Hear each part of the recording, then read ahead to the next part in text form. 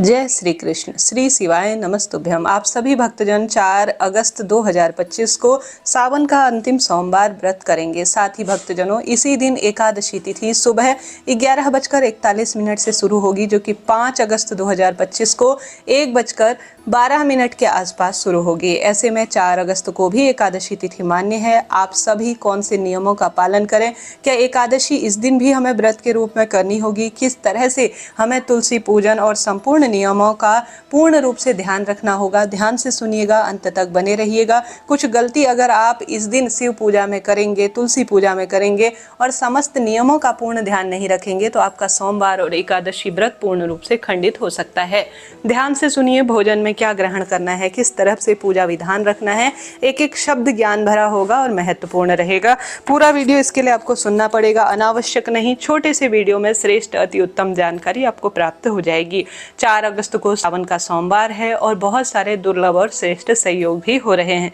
रवि योग इस दिन है, सर्वार्थ सिद्धि योग है। पंचांग मेरे सामने खुला हुआ है, उसी में से मैं पढ़ रही हूँ। अपने आप में बहुत सारे श्रेष्ठ संयोग हैं। तो सावन का अंतिम सोमवार है, इस दिन आप व्रत उपवास करें, जल्दी उठे, लाल पीले रंग के कपड़े पहने।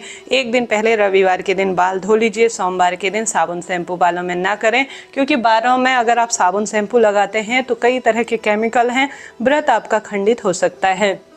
सुबह जल्दी उठकर ओम नमो भगवते वासुदेवाय, श्री शिवाय नमस्तुभ्यम इन महामंत्रों का जाप करते हुए, जिन्हें चलते फिरते जाप किया जा सकता है, इनका परिणाम अद्भुत है। घर के दरवाजे पर दीपदान कर विधि विधान से, सावन का अंतिम सोमवार है, आप सभी को महादेव की शिवलिंग में विधि विधान से नियम से पूजन पति पत्नी घर के सदस्यों के साथ करते हैं तो अति उत्तम कहा जाता है। श्री नारायण के साथ पूजा करें।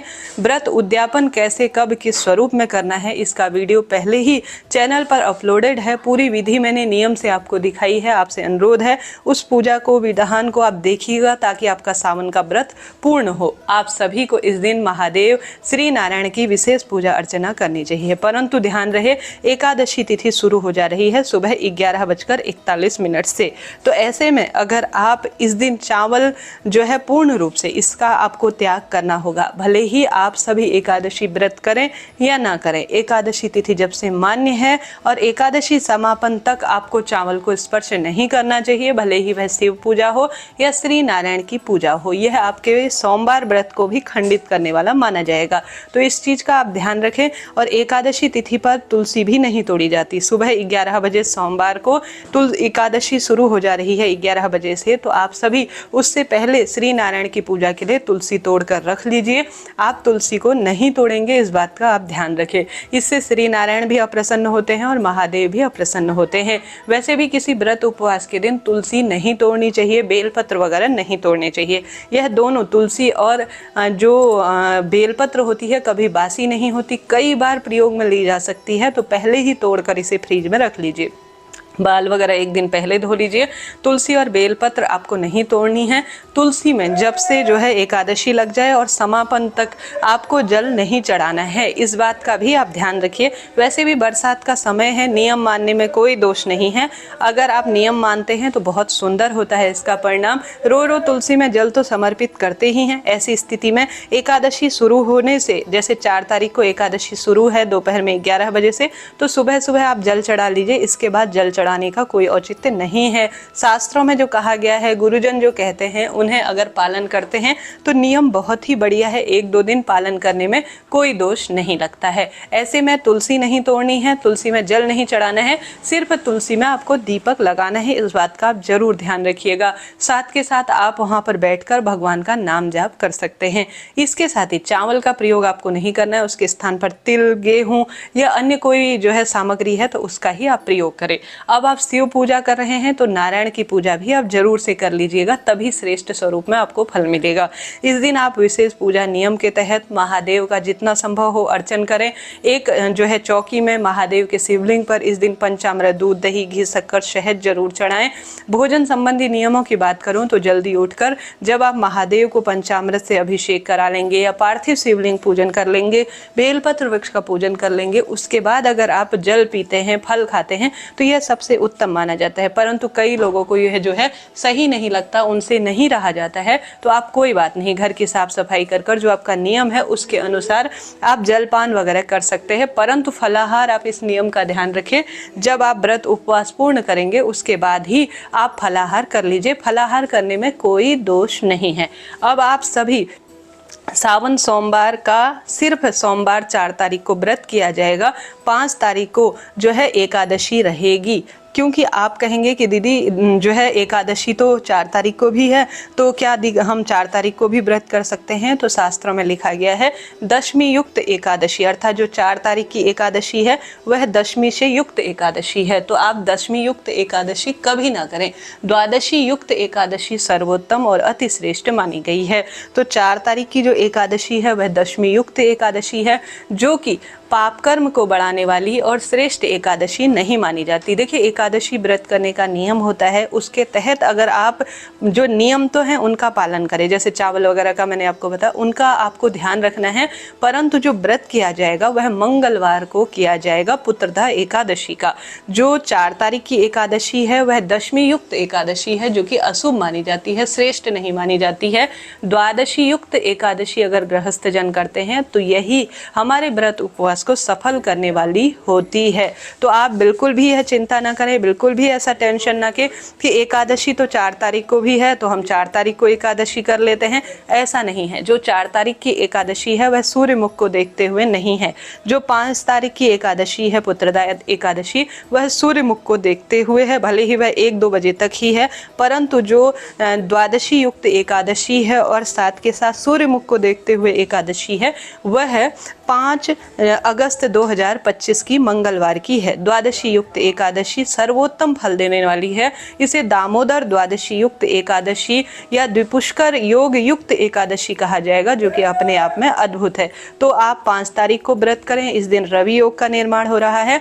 4 तारीख को आप नियमों का कुछ पालन कर सकते हैं जैसा मैंने बताया, परंतु 4 तारीख को सिर्फ सावन के सोमवार का ही व्रत किया जाएगा। 5 तारीख को पुत्रदा एकादशी का व्रत किया जाएगा। अगर आप 4 तारीख का व्रत करते हैं कि आपको लगे कि आज मैं एकादशी भी कर लेती हूँ, सोमवार भी कर लेती हूँ, एकादशी तिथि तो है ही, तो ऐसा नहीं है। यह कोई फल देने वाले कार्य में नहीं है। शास्त्रों में लिखा गया है, शिव गौरी संवाद में बताया गया है कि जो द्वादशी युक्त एकादशी है वही गृहस्थों के लिए सर्वश्रेष्ठ कही गई है। बस थोड़ा सा नियमों का ध्यान रखें। 4 तारीख को दिन रात्रि में आप चावल स्पर्श ना करें, नहीं खाएं।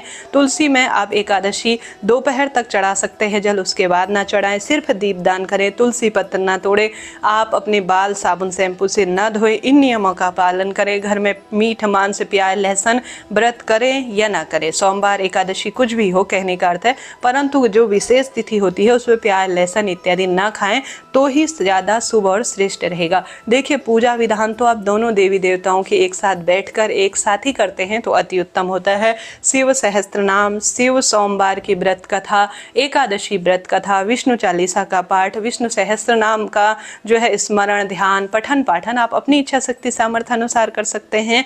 परंतु आप साधारण सरल तरीके से कहूँ तो व्रत के जो नियम हैं जो आप उन्हें तो दोनों दिन पालन करें, क्योंकि दोनों एक ही हैं शिव नारायण, अति उत्तम रहेगा। परंतु आप 5 तारीख को व्रत करें जो है एकादशी का, और सावन सोमवार 4 अगस्त 2025 को रहेगा। नाम जाप दोनों दिन करें, भगवान का ध्यान स्मरण दोनों दिन ज़्यादा से ज़्यादा करें, क्योंकि यह सर्वश्रेष्ठ दोनों एकादशी हैं। दोनों दिन का आप व्रत कर सकते हैं। जैसे सावन सोमवार का तो आप व्रत करेंगे ही, पुत्रदा एकादशी का भी आप व्रत कर लेंगे। सावन सोमवार व्रत में रात्रि को जो है मीठा खाकर भोजन कर लिया जाता है। कई भक्तजन सोमवार व्रत में फलाहार करते हैं, कई भक्तजन मीठा खाकर भोजन कर लेते हैं। अपनी इच्छा शक्ति सामर्थ्य है, उस अनुसार जैसा आपने अभी तक व्रत किया है उसी अनुसार आप व्रत करें।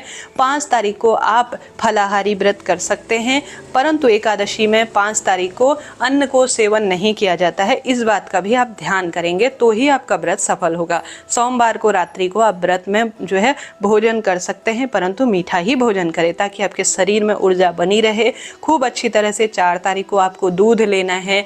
आप दूध में जो है खजूर, ड्राई फ्रूट वगैरह पीस कर शाम को जो है अच्छी तरह से पी सकेंगे, ताकि आपके 2 दिन के, जैसे सोमवार और एकादशी 2 दिन का अगर आप व्रत कर लेते हैं तो यह चमत्कार के रूप में होगा और अद्भुत माना जाएगा। देखिए, फलाहार करने में कोई दोष नहीं है।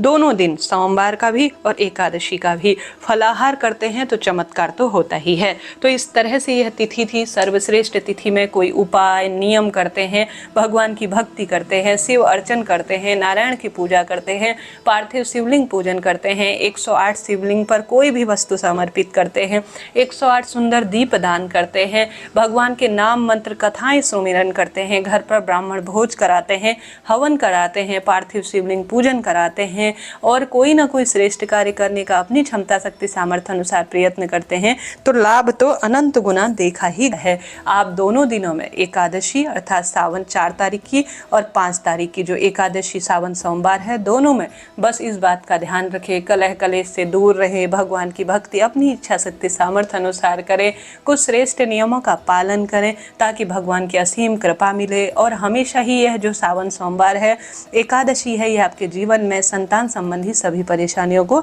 दूर करने वाली हो। तो इस तरह से यह जानकारी थी, मैंने पूरी तरह से आपको बताने का प्रयत्न किया। फिर भी कोई प्रश्न रह जाए तो आप कमेंट्स में पूछें। आपका अपना चैनल है, इससे पहले मैंने सावन सोमवार, सावन महीने के व्रत के उद्यापन नियम के बारे में विस्तार से जानकारी दी है, आप जरूर देखिएगा। और साथ के साथ उससे पहले मैंने एक और श्रेष्ठ वीडियो इन 5 दिनों का बताया है, तो आप उसे भी देखते हैं तो लाभ तो आपको होता ही है। जरा सा भी वीडियो उचित उपयोगी रहती हैं तो लाइक करें, शेयर करें, कमेंट्स बॉक्स में जय जय शिव शंभू लिखना ना भूलें।